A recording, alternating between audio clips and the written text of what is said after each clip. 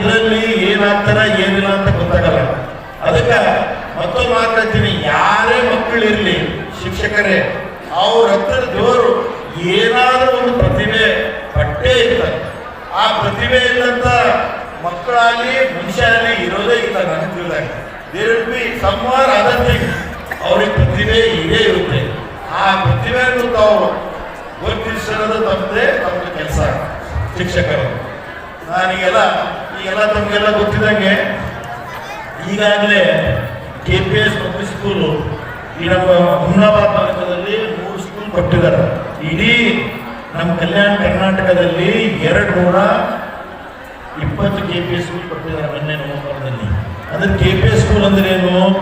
ಒಂದೇ ಇದರಲ್ಲಿ 1 ಎಕರೆ 2 ಎಕರೆ ಜಾಗದಲ್ಲಿ ಫ್ರಮ್ KG ಟು PG ವರೆಗೆ ಆ ಮಕ್ಕಳಿಗೆ ಒಂದೇ ಶಾಲೆ. ಯಾಕಂತ ಅವ್ರು ನೋಡ್ತಾ ಇದ್ರಿ, ಈಗ ಎಷ್ಟೋ ನಮ್ಮ ಈ ಶಾಲೆಯಲ್ಲಿ ಮಕ್ಕಳು ಇದು ಕಮ್ಮಿ ಆಗ್ತಾ ಇದೆ. ಅದೆಲ್ಲ ಸ್ಟಡಿ ಮಾಡಿ ನಮ್ಮ ಮಂತ್ರಿಗಳು ಮಧು ಬಂಗಾರಪ್ಪರವರು ಎಲ್ಲ IAS ಆಫೀಸರ್ಸ್ ಎಲ್ಲ ಸ್ಟಡಿ ಮಾಡಿ ಎಲ್ಲ ತಾಲೂಕು ಎಲ್ಲ ಇದರಲ್ಲಿ ಈ ನಮ್ಮ ಹುಮ್ನಾಬಾದ್ ತಾಲೂಕದಲ್ಲಿ 3 KPS ಸ್ಕೂಲ್ ಕೊಟ್ಟಿದ್ದಾರೆ 1.5-2 ಎಕರೆ ಜಾಗದಲ್ಲಿ. ಹಾಗಾದ್ರೆ ಇದು ಡೆಲ್ಲಿ ಪಬ್ಲಿಕ್ ಸ್ಕೂಲ್ ಮಾಡಲ್ ನಾವು ಸ್ಕೂಲ್ ಮಾಡಿದ್ದೀವಿ. ಇದೇ ತರ ಮುಂದೆ ಬರುವಂತ ದಿನಗಳಲ್ಲಿ 1 ಎಕರೆ 2 ಎಕರೆ ಜಾಗದಲ್ಲಿ ಒಂದು KPS ಸ್ಕೂಲ್ ಆ ತಾಲೂಕದಲ್ಲಿ ಆಲ್ರೆಡಿ ನಮ್ಮ ತಾಲೂಕದಲ್ಲಿ 3 ಸ್ಕೂಲ್ ಕೊಟ್ಟಿದ್ದಾರೆ. ನಾನು ಸರ್ಕಾರಕ್ಕೆ ಅಭಿನಂದನೆ ಸಲ್ಲಿಸ್ತೀನಿ. ಯಾಕಂತ ಅವ್ರು ನೋಡ್ತಾ ಇದ್ರಿ, ನಮ್ದು ಈ ಸರ್ಕಾರ ನಮ್ಮ KKRDBಯಲ್ಲಿ ಸುಮಾರು 25% ಆಫ್ ಮನಿ ವಿಶ್ವ ಯುಟಿಲೈಸೇಷನ್ ಅಕ್ಷರ ಇದಕ್ಕೆ. ಯಾಕಂತ ಅವ್ರು ನೋಡ್ತಾ ಇದ್ರಿ, 1,250 ಕೋಟಿ ರೂಪಾಯಿ ನಾವು ಈ ಎಜುಕೇಶನ್ ಡಿಪಾರ್ಟ್ಮೆಂಟ್ಗೆ ಯುಟಿಲೈಸೇಷನ್ ಮಾಡಬೇಕು. ಇದು ನಮ್ಮ ಹಿಂದುಳಿದ ಭಾಗ.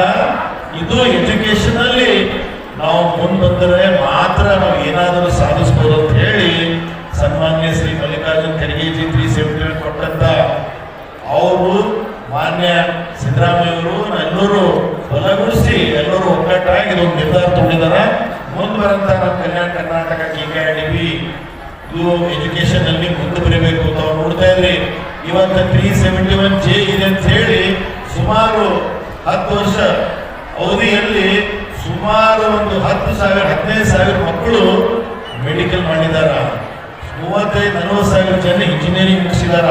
ಅದು ಬಿಟ್ಟು ಬೇರೆ ಬೇರೆ ಎಲ್ಲ ಇದರಲ್ಲಿ ಅಂದ್ರೆ ನಾನು ಹೇಳೋ ತಾತ್ಪರ್ಯ, ಇವತ್ತು ನಮ್ದು ಹಿಂದುಳಿದ ಭಾಗ ಅಂತ 371J ಏನು ಶ್ರೀಮಾನ್ ಮಲ್ಲಿಕಾರ್ಜುನ್ ಖರ್ಗೆ ಸಾಹೇಬರು ಏನು ಮಾಡಿದಾರ ಇವತ್ತು